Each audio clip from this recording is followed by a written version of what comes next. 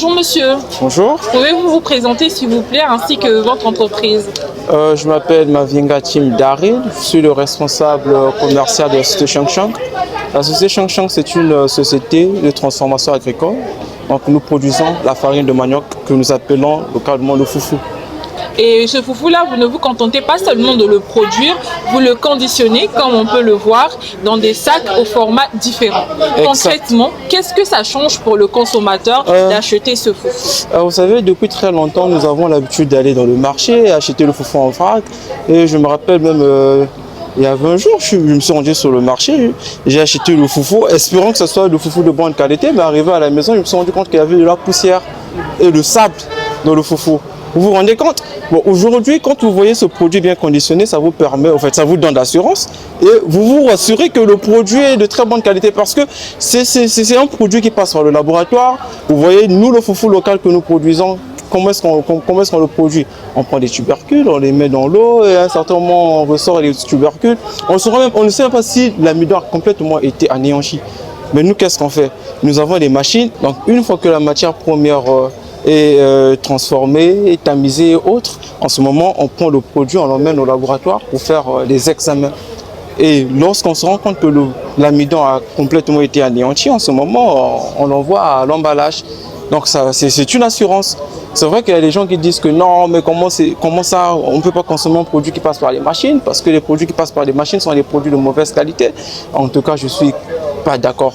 Parce que je suis moi-même je suis témoin de ce produit parce que c'est ce que je mange chaque jour et je sens qu'il y a carrément une différence par rapport au produit local que nous consommons. Et justement, on y vient, la farine de tubercule de manioc est un plat traditionnel mais aussi de base qui accompagne nos différents mets en République du Congo. Comment est-ce que vous parvenez à convaincre le client d'acheter ce foufou-là que vous dites justement industrialisé? Bon, c'est comme je venais de le dire. Vous voyez, aujourd'hui, lorsqu'on est en face des clients, nous sommes un département commercial, on rencontre plusieurs difficultés sur le terrain.